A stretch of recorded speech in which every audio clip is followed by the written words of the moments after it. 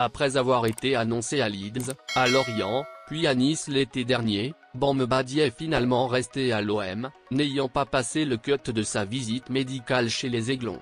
Un échec qui lui a valu une longue période de vache maigre, car au-delà de la volonté du club de le vendre, l'international sénégalais a été relégué tout au fond de la hiérarchie des attaquants par Igor Tudor. Mais la donne a changé depuis.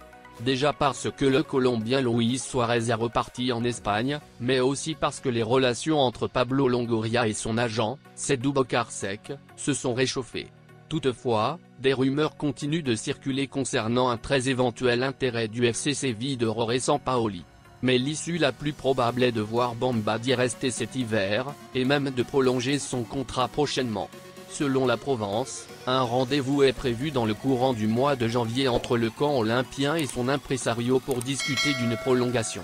Son contrat court actuellement jusqu'en juin 2024. Le FC Séville a de bonnes raisons pour se renforcer lors du mercato d'hiver.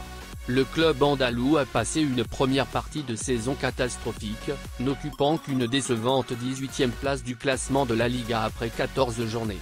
Ainsi, pour entamer la remontée, alors que le championnat d'Espagne reprend dans moins d'une semaine, les Sévillans explorent le marché hivernal. Et, comme évoqué ces derniers jours, parmi les noms cités pour renforcer l'effectif de Jorge Sampaoli, figure celui de Pape Matar Sarr. Le jeune milieu de terrain de Tottenham n'a disputé aucune minute avec les Spurs durant la première partie de saison. Cependant, malgré cet intérêt très conséquent du FC Séville, le club londonien ne semble pas vouloir céder PMS, d'après Relevo. De retour du mondial au Qatar qu'il a disputé avec les Lions du Sénégal, Pape Matar Sarr a repris avec Tottenham.